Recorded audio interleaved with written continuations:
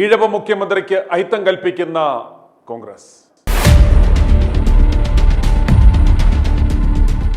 നാം 21-ാം നൂറ്റാണ്ടിന്റെ ആദ്യപാദം പിന്നിടുമ്പോഴും ജാതിമത വർണ്ണ വ്യവസ്ഥകൾക്ക് അതീതമായി ചിന്തിക്കണം എന്ന് പറയുമ്പോഴും മത കക്ഷി രാഷ്ട്രീയ വ്യവസ്ഥകൾക്ക് അതീതമായി ഓരോ മേഖലയിലും വൈദഗ്ധ്യം തെളിയിച്ചിട്ടുള്ളവർ രാഷ്ട്രീയത്തിലേക്ക് കടന്നു വരണം, പാർട്ടിസാൻസ് പൊളിറ്റിക്സ് തകരണം എന്നൊക്കെ പറയുമ്പോഴും ഇപ്പോഴും ജാതിയും മതവും വംശവും കുലവും ജാതിമത സമവാക്യങ്ങളും ഒക്കെ നോക്കിയാണ് നമ്മുടെ രാഷ്ട്രീയം രൂപപ്പെടുന്നത്, നേതാക്കന്മാർ ഉണ്ടാകുന്നത്. കേരളത്തെ സംബന്ധിച്ചിടത്തോളം നമുക്കറിയാം, പ്രധാനമായും 3 പ്രബല വിഭാഗങ്ങളാണ് ഉള്ളത്. ജനസംഖ്യയിൽ 1-ാം സ്ഥാനത്ത് ഹൈന്ദവർ, ഏതാണ്ട് 54.73%. 2-ാം സ്ഥാനത്ത് മുസ്ലിം വിഭാഗത്തിലുള്ളവർ, അവർ ഏതാണ്ട് 26.56% വരും. 3-ാം സ്ഥാനത്ത് ക്രൈസ്തവർ, അവർ 18.38% വരും. ജനസംഖ്യയിൽ 1-ാം സ്ഥാനത്ത് നിൽക്കുന്ന ഹൈന്ദവർ ഏതാണ്ട് 54.73% വരും എന്ന് ഞാൻ പറഞ്ഞിരുന്നല്ലോ. അതിൽ 25% വരുന്നത് ഈഴവ സമുദായാംഗങ്ങളാണ്. നായർ സമുദായാംഗങ്ങൾ ഉള്ളത് 12% താഴെയും. എന്ന് പറഞ്ഞാൽ ജനസംഖ്യയിൽ കേരളത്തിലെ ഏറ്റവും പ്രബലർ ഈഴവ വിഭാഗത്തിൽ ഉള്ളവരാണെന്ന് മനസ്സിലാക്കണം. അതുപോലെ നാം മറന്നുപോയ, ആരും ഉറക്കെ പറയുവാൻ മടിക്കുന്ന മറ്റൊരു ചരിത്രം കൂടിയുണ്ട്. ഇന്ന് കേരളത്തിലെ ജനസംഖ്യയുടെ 18% ക്രിസ്ത്യാനികളാണ്. ഇവർ യെരുശലേമിൽ നിന്നും വന്നവരാണോ? അല്ല. ഇന്ന് വിവിധ ക്രൈസ്തവ സഭകളിലായി ചിതറിക്കിടക്കുന്ന സുറിയാനി ക്രിസ്ത്യാനികൾ എന്ന് മേനി നടിക്കുന്ന 90%-ലധികം ക്രിസ്ത്യാനികളും ഇവിടുത്തെ ഈഴവർ മുലക്കരം കൊടുക്കുവാൻ ഇല്ലാഞ്ഞിട്ടോ ജാതി വെറി ഭയന്നോ മാമോദിസ മുങ്ങി ക്രിസ്ത്യാനികൾ ആയവരാണ്. അതുപോലെ ഇവിടെയുള്ള 27%-ലധികം വരുന്ന മുസ്ലിമുകളിൽ ബഹുഭൂരിപക്ഷവും ഒരു 3 അല്ലെങ്കിൽ 4 തലമുറ മുമ്പ് സുന്നത്ത് നടത്തി ഇസ്ലാമായവരാണ്. അവരാരും മക്കയിൽ നിന്നോ മദീനയിൽ നിന്നോ വന്നവരല്ല. ക്ഷേത്രപ്രവേശനം നടത്തിയില്ലെങ്കിൽ ഇവിടെയുള്ള സകല ഈഴവന്മാരും മാമോദിസ മുങ്ങി ക്രിസ്ത്യാനികളോ മുസ്ലിങ്ങളോ ആകും എന്ന് സർ CP ശ്രീചിത്ര തിരുനാൾ ബാലരാമവർമ്മയോട് പറഞ്ഞതിനെ തുടർന്നാണ് 1936 നവംബർ 12-ന് തിരുവിതാംകൂറിൽ ക്ഷേത്രപ്രവേശന വിളംബരം നടത്തിയത്. അതോടുകൂടി അവർണർക്ക് ക്ഷേത്രങ്ങളിൽ പ്രവേശിക്കുവാനുള്ള ആ വിലക്ക് നീങ്ങിയത്. ഈ ക്ഷേത്രപ്രവേശനം യാഥാർത്ഥ്യമായത് അന്ന് ശ്രീചിത്ര തിരുനാൾ മഹാരാജാവ് ക്ഷേത്രപ്രവേശന വിളംബരം നടത്തിയില്ലായിരുന്നുവെങ്കിൽ ഇവിടെയുള്ള സകല ഈഴവന്മാരും ഒന്നുകിൽ മാമോദിസ മുങ്ങി ക്രിസ്ത്യാനികളോ തുമ്പുമുറിച്ച് മുസ്ലിങ്ങളോ ആകുമായിരുന്നു.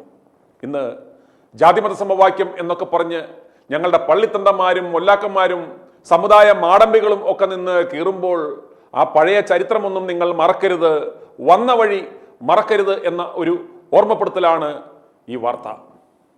സംഘടിച്ച് ശക്തരാകുക, വിദ്യ കൊണ്ട് പ്രബുദ്ധരാകുക എന്ന ഗുരുദേവ വചനങ്ങളിൽ പ്രചോദനം ഉൾക്കൊണ്ടുകൊണ്ട് ഈഴവർ ഇന്ന് സംസ്ഥാനത്തെ ഏറ്റവും പ്രബല വിഭാഗമായി മാറിക്കഴിഞ്ഞു. സാമ്പത്തികമായി വളരെയേറെ പ്രബല ശക്തിയായി മാറി അവർ. സർക്കാർ സർവീസിൽ അവരാണ് ഇന്ന് 1-ാമത്. C Keshavan, doctor Palpu, R Shankar, Kumaranasan, CV Kunhiraman, എത്രയോ മഹാരഥന്മാർ ഈ സമുദായത്തിൽ നിന്നും ഉണ്ടായി. VS അച്യുതാനന്ദൻ, പിണറായി വിജയൻ വരെ എത്രയോ പേർ. യഥാർത്ഥത്തിൽ ഈ സമുദായത്തിന്റെ ശാപം എന്ന് പറയുന്നത്, ഈ സമുദായത്തിന്റെ വില കളഞ്ഞത് വെള്ളാപ്പള്ളി നടേശനാണ്. ഇയാൾ ജാതി പറഞ്ഞും വർഗീയത പറഞ്ഞും SNDP എന്ന പ്രസ്ഥാനത്തെ കുടുംബ സ്വത്താക്കി മാറ്റി. ഈ പ്രസ്ഥാനം കൊണ്ട് നന്നായവർ വെള്ളാപ്പള്ളിയും കുടുംബവും മാത്രമാണ്. ഇന്നുവരെ SNDP പ്രസ്ഥാനത്തിലൂടെ ഒരു പഞ്ചായത്ത് മെമ്പറെങ്കിലും ഉണ്ടായിട്ടുണ്ടോ എന്ന് നിങ്ങൾ ആലോചിക്കുക.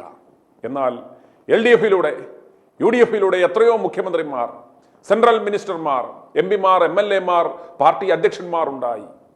വെള്ളാപ്പള്ളിയുടെ കൂടെ നിന്ന സകലരും മുടിഞ്ഞ് മുണ്ടങ്കോലെടുത്തു.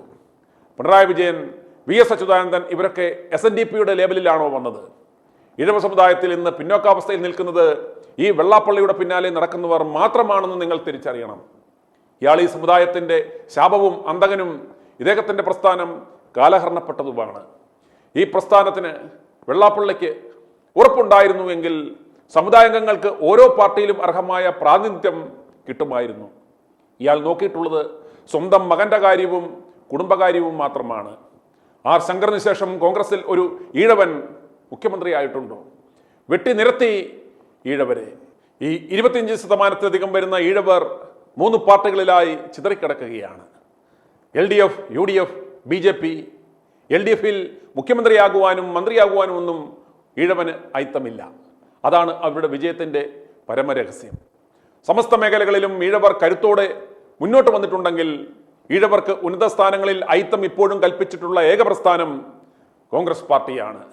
അവർ ഒരു കാലത്തും ഈഴവ നേതാക്കളെ മുന്നോട്ട് വരുവാൻ അനുവദിച്ചിട്ടില്ല, വെട്ടി നിരത്തിയിട്ടുണ്ട്. അത് ഇന്നും ഇന്നലെയും മുതലല്ല.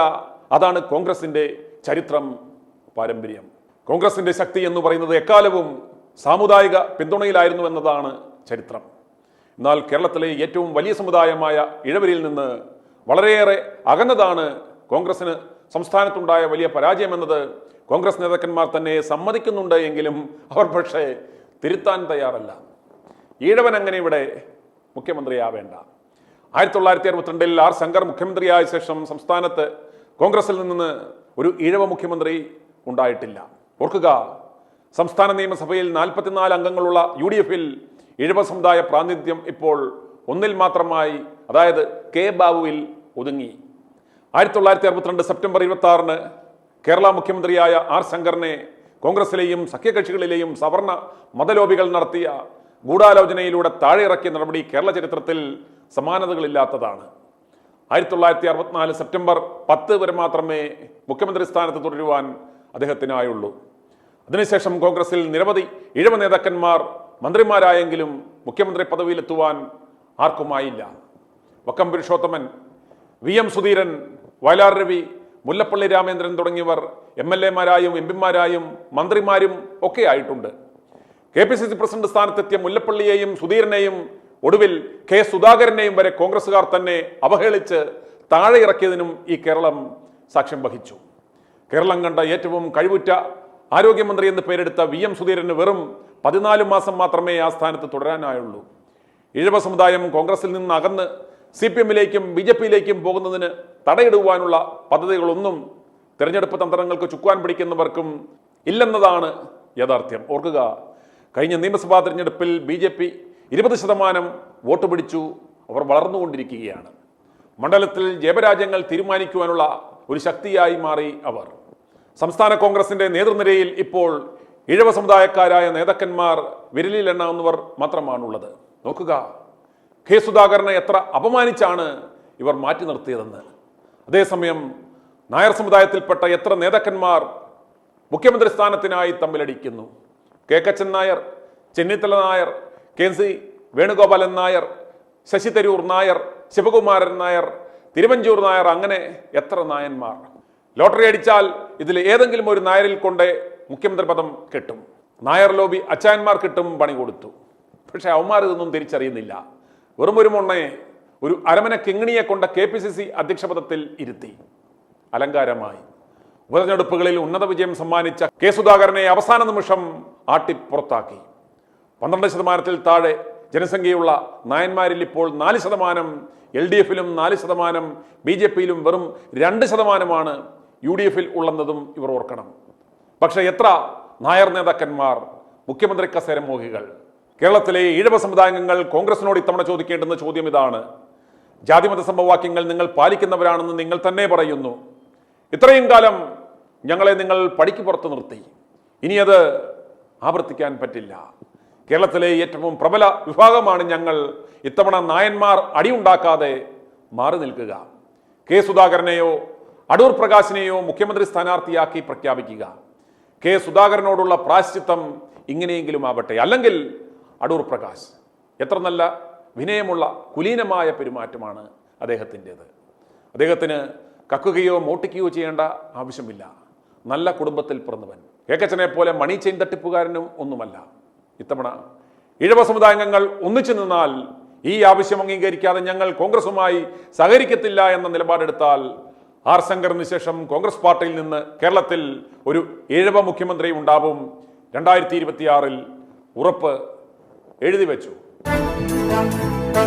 i2i News, an eye for truth. i2i News subscribe ചെയ്തിട്ടില്ലാത്തവർ ഇപ്പോൾ തന്നെ സബ്സ്ക്രൈബ് ചെയ്യുക. നോട്ടിഫിക്കേഷൻ ലഭിക്കുവാൻ ബെൽ ബട്ടണും അമർത്തുക.